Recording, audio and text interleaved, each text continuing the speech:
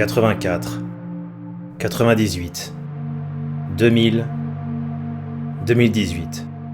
Lorsque la France est sur le toit du monde, l'hystérie et la joie collective s'emparent d'un peuple qui se rassemble pour fêter la victoire dans les rues. Mais après les succès, les semaines passent et le rêve de voir une France unie via le prisme du ballon rond retombe vite dans l'oubli. Comme si chez nous, la culture foot n'existait que quand la France gagne.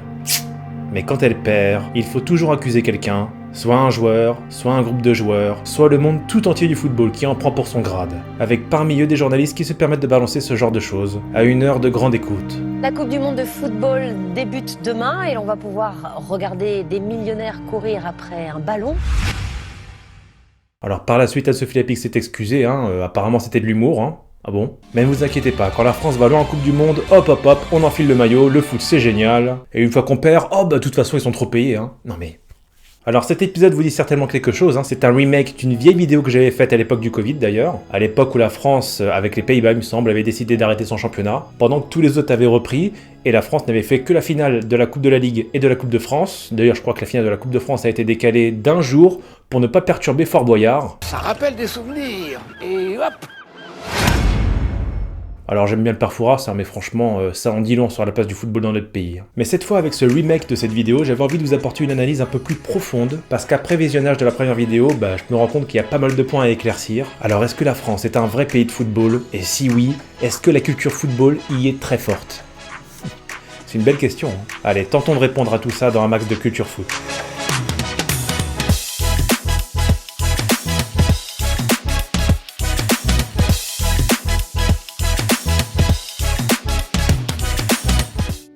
Alors avant toute chose, je tiens à vous préciser que cette vidéo, évidemment, ne vise pas ceux qui n'aiment pas le foot. Vous avez tout à fait le droit, et je sais qu'il y en a beaucoup parmi vous qui n'aiment pas le foot, mais qui néanmoins me suivent, et je les en remercie. Donc ne vous inquiétez pas, je ne vous juge pas, vous avez tout à fait le droit, chacun ses goûts, cette vidéo n'est pas contre vous, mais je pense qu'elle s'adresse en grande partie à vous. Je ne cherche pas non plus à savoir si les Français détestent le football ou pas, Il y en a beaucoup qui aiment le football, mais il y en a aussi beaucoup qui ne l'aiment pas, oui, comme partout. En réalité, le problème que je soulève est plus profond. Vous avez le droit de ne pas aimer le football, mais si c'est votre cas, ce que je reproche, c'est l'acharnement. L'acharnement contre le sport en lui-même et l'acharnement contre les aficionados, donc les personnes qui aiment le football, qu'elles soient supportrices ou pas. Et ça me dérange. Vous avez le droit de pas aimer, mais n'en dégoûtez pas les autres. Or, on a l'impression que certains aiment le faire savoir haut et fort, et c'est en quelque sorte un petit peu leur fer de lance. Ils en font un combat d'anéantir le football. Franchement, pourquoi ? Laissez tranquille ceux qui aiment le football et ne dégoûtez pas ceux qui n'ont pas forcément un avis tranché sur la question. Je vous donne un exemple qui n'a rien à voir. Si par exemple, moi, je déteste une série télé. Admettons que je déteste, Game of Thrones. En plus, c'est vrai, j'aime pas du tout Game of Thrones, mais le monde entier, vraiment, enfin, peut-être pas tout le monde, mais une grande partie des personnes qui regardent d'habitude des séries télé sont fans de cette série. Je respecte. Moi, je comprends le succès de cette série, j'aime pas, mais je comprends pourquoi ça marche. Mais je suis pas là en train d'accuser ceux qui aiment ou de faire tout un scandale du fait que cette série ait très bien marché. Je m'en fous. Vous, c'est pareil. Qu'est-ce que vous en avez à faire? Faites de la pétanque, faites du curling, regardez la Formule 1, mais laissez-nous tranquilles. J'ai même l'impression que c'est poussé à tel point qu'en France, encore aujourd'hui, j'ai l'impression que c'est un marqueur social. Ça fait bien de pas aimer le football. Et plus on monte dans les classes sociales, plus on va dire on aime le football et on n'aime pas trop le dire devant les fans parce qu'on a peur qu'ils s'énervent contre nous. Non, calmez-vous, vous inquiétez pas. Et le reste, vous trouvez toujours les mêmes raisons. Il y a trop de fric, il y a trop de ceci, il y a trop de cela. Alors, vous avez raison, Je te dis pas ce discours il y a quelques années, mais maintenant je pense vraiment qu'il y a beaucoup trop de fric dans le football, mais quelque part, c'est un sport qui est victime de son succès. Donc c'est pas le foot le problème, c'est le fait que ce soit un sport très populaire. Si c'était le rugby à la place, ou bien l'athlétisme, ce serait exactement la même chose. Mais ce qui est fou, c'est que la plupart de ces personnes-là n'y connaissent rien, par contre elles ont tout un avis sur la question.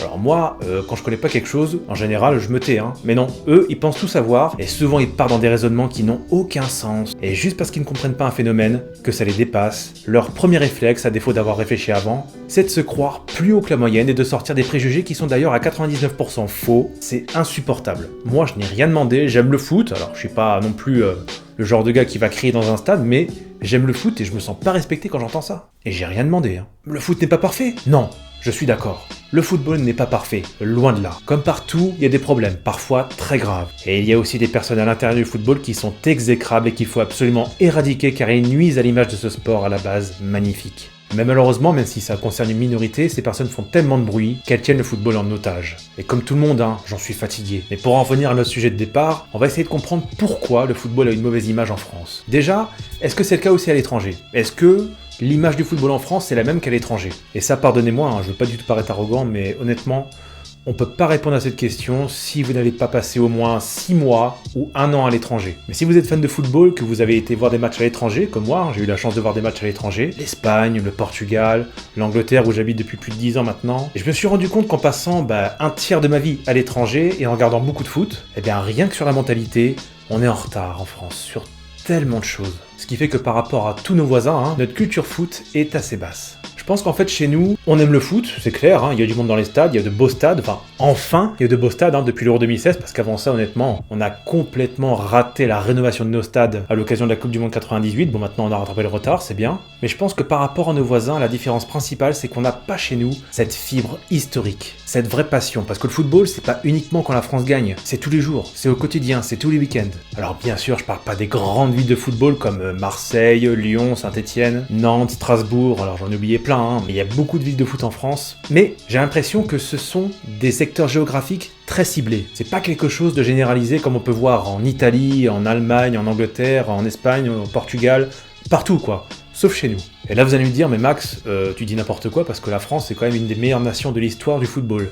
Et c'est vrai. Ça il faut l'admettre, l'équipe de France c'est vraiment une exception. Mais vous voyez, rien qu'avec les 2 étoiles et également les 2 titres de champion d'Europe et le titre en Ligue des Nations et les 2 Coupes des Confédérations, la France a tout le potentiel pour être une très grande nation du football, mais le fait est que la raison pour laquelle l'équipe de France est très performante, et ce depuis la fin des années 90, qui correspond à l'arrêt Bosman, le moment où il n'y avait plus de quotas d'étrangers dans tous les clubs européens. Désormais, vous pouvez avoir autant de joueurs étrangers que vous le voulez, ce qui a permis à tous les bons joueurs français de l'époque d'aller à l'étranger et de pouvoir jouer dans des grands clubs et donc de prendre de l'expérience. Et devinez quoi? Depuis, l'équipe de France est ultra performante, alors qu'avant ça, elle avait remporté que l'Euro 84. On le remarque très clairement, depuis que nos internationaux français jouent à l'étranger, c'est là que l'équipe de France a commencé à devenir très très forte, et ce sur le long terme. Parce que pour ce qui est des clubs français, j'ai pas besoin de vous faire un dessin, c'est quelque chose qu'on dit depuis des années, c'est catastrophique. Il y a un seul club, qui a remporté la Ligue des Champions, un autre qui a remporté la Coupe des Coupes, un tournoi aujourd'hui disparu, et zéro club français qui a remporté la Ligue Europa, anciennement la Coupe UEFA. Mais c'est une honte. Que ce soit Ligue des Champions, Ligue Europa, Coupe des Coupes, regardez un peu la liste de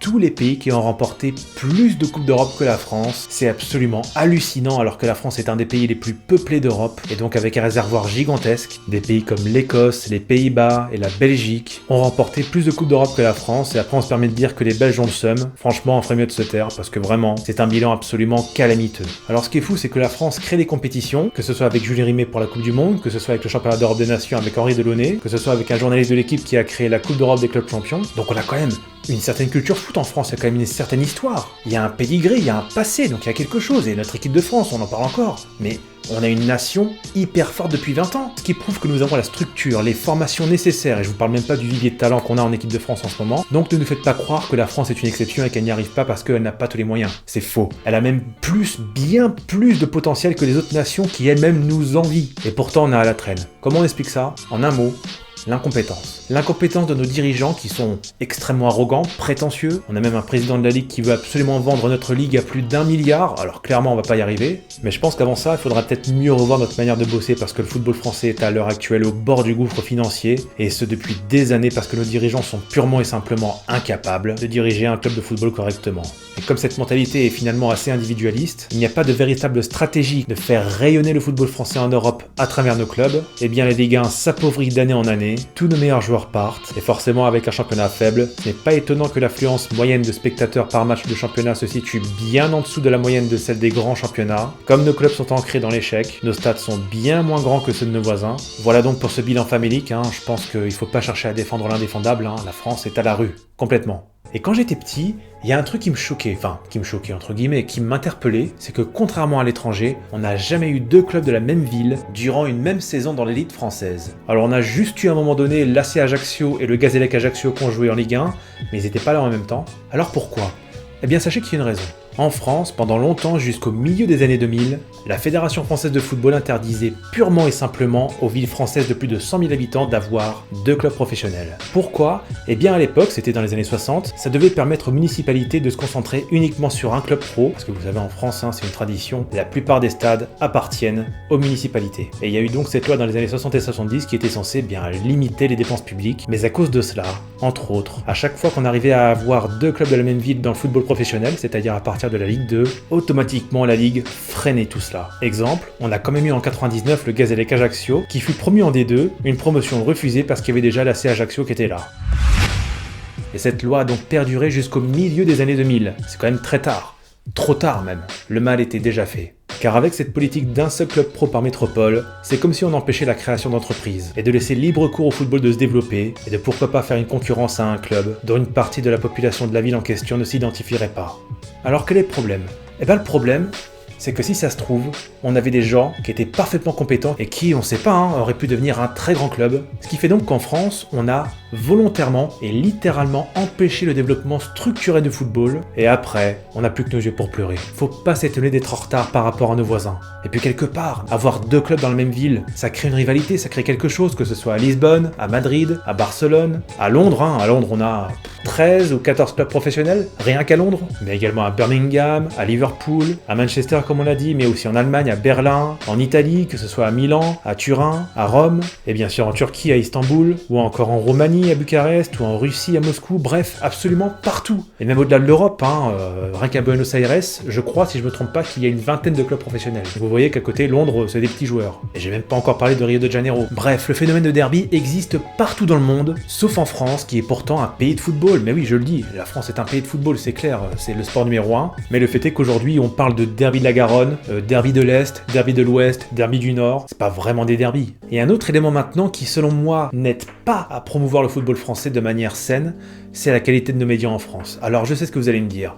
Oui, en Belgique c'est encore pire, en Italie c'est encore pire, en Espagne c'est encore pire. Oui, c'est possible. Je dis pas qu'il y a que ça, mais la qualité de nos médias en France, elle est quand même assez pauvre. Il n'y a pas que l'équipe, Je trouve d'ailleurs qu'ils font un super travail, c'est une très bonne chose qu'ils achètent beaucoup de droits TV pour qu'on voit un peu plus de football en clair, que ce soit les coupes nationales, les qualifications pour l'Euro, la Coupe du Monde ou la Ligue des Nations, etc. Ça c'est une très bonne chose et vraiment, faut les applaudir parce qu'ils font un effort. Alors c'est vrai que tous leurs consultants sont pas parfaits, mais ils sont loin d'être les seuls.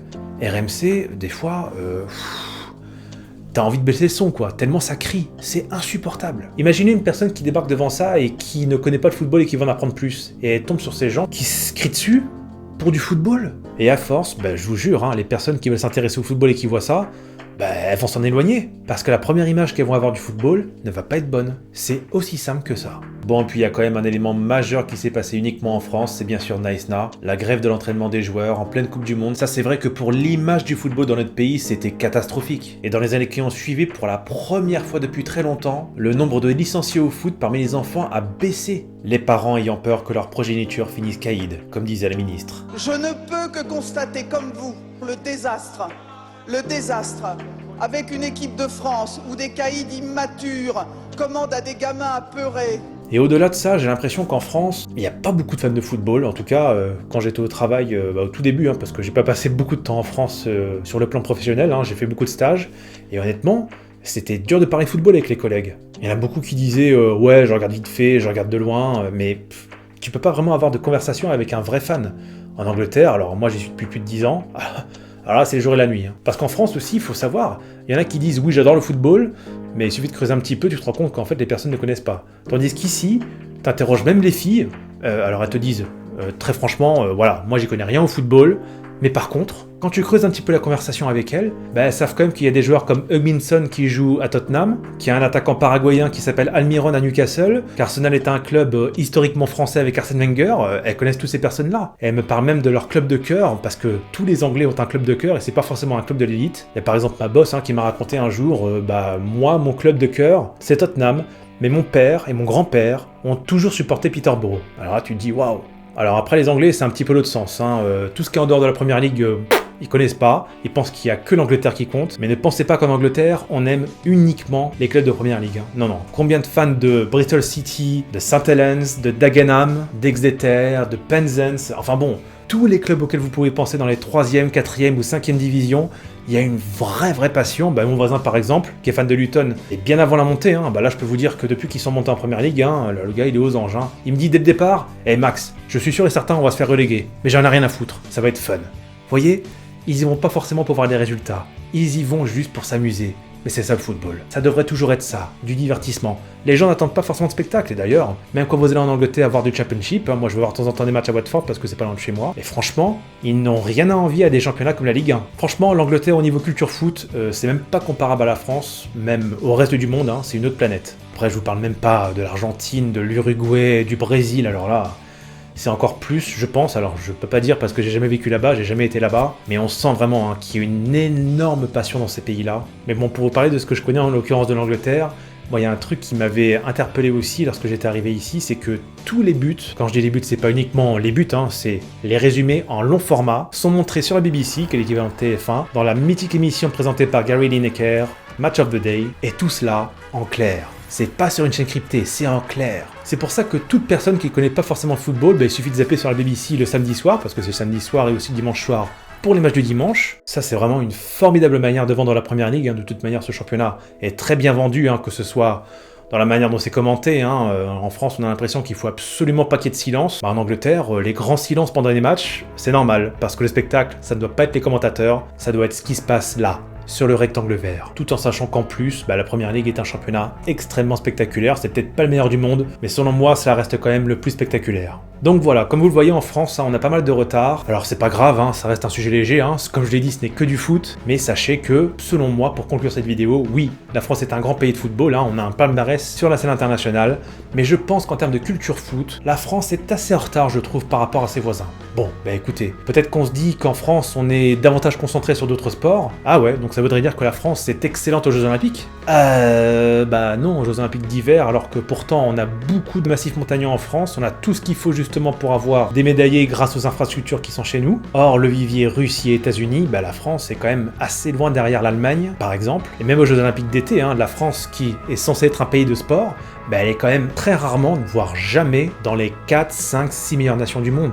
Au contraire, on se fait plutôt défoncer par la Grande-Bretagne. Alors eux, c'est incroyable, il y a quasiment autant, peut-être un peu plus de population en Grande-Bretagne qu'en France. Alors attention, quand on dit Grande-Bretagne, Team GB, en anglais, ça veut dire Royaume-Uni, donc c'est Angleterre, Pays de Galles, Écosse et l'Irlande du Nord. La Grande-Irlande est indépendante, elle possède sa propre équipe olympique. Et donc cette Team GB, elle est absolument extraordinaire. Ils ont vraiment pris le taureau par les cornes et on sent vraiment que l'Angleterre, au-delà du football, est en fait un grand pays de sport. Que ce soit du foot, du rugby, du golf. Ah oui, alors le golf, c'est vraiment un grand pays de golf ici. Mais également le cricket. Ah, ça, c'est vraiment une grande passion chez eux. Moi, j'y connais rien. En fait, tout ce qui se joue sur gazon, les Anglais, ils surkiffent. Même le tennis, ils le jouent sur gazon. Et je vous parle pas de tout ce qui est cyclisme. Alors là, cyclisme, pareil, c'est ultra développé. Et moi, ce qui m'énerve quelque part, c'est que la plupart des cyclistes anglais, ils s'entraînent en France. Tenez, regardez en athlétisme, vous avez vu un peu la catastrophe à 1 an des Jeux Olympiques de Paris ? C'est pas normal qu'on ait qu'une seule médaille le dernier jour des championnats du monde. Les Anglais, eux, ils ont tout défoncé, comme d'habitude. Et eux, c'est pareil, ils s'entraînent où ? En France, chez nous. Ça me met la rage. Ça prouve qu'on a tout pour réussir, mais on ne le fait pas. Si je fais cette vidéo, c'est pas pour faire du French bashing, c'est parce que ça me rend triste de voir la France dans cet état. C'est pour vous faire comprendre que la France a un potentiel totalement inexploité. Elle n'utilise que 20 à 30% de son potentiel footballistique et même sportif. On devrait compter au moins 10 voire 15 victoires en Coupe d'Europe, mais c'est pas le cas, et je vous le dis franchement, ça me rend dingue. Mais pour conclure, je veux dire que la France est un pays de football, oui c'est clair, mais c'est pas un grand pays de culture foot, et je dirais même un grand pays de culture sport, contrairement à ce qu'on croit. J'ai l'impression qu'en France, on considère le sport comme quelque chose d'un peu plus ludique. On a du mal, alors évidemment je fais pas une généralité sur tout, il y en a certains qui y arrivent très très bien, mais on a du mal vraiment à avoir cette mentalité de guerrier, de compétiteur qu'on peut retrouver à l'étranger, notamment en Angleterre. Bon, c'est pas grave, c'est comme ça reste un sujet léger. Sur ce, j'espère que ça vous a plu cette vidéo, n'hésitez pas à mettre un like si vous l'avez aimé, et aussi mettre un petit commentaire, ça va m'aider justement à faire grandir cette chaîne. Et n'oubliez pas les footeux, à la fin ce n'est que du sport, et ce n'est que du foot. Max à vous.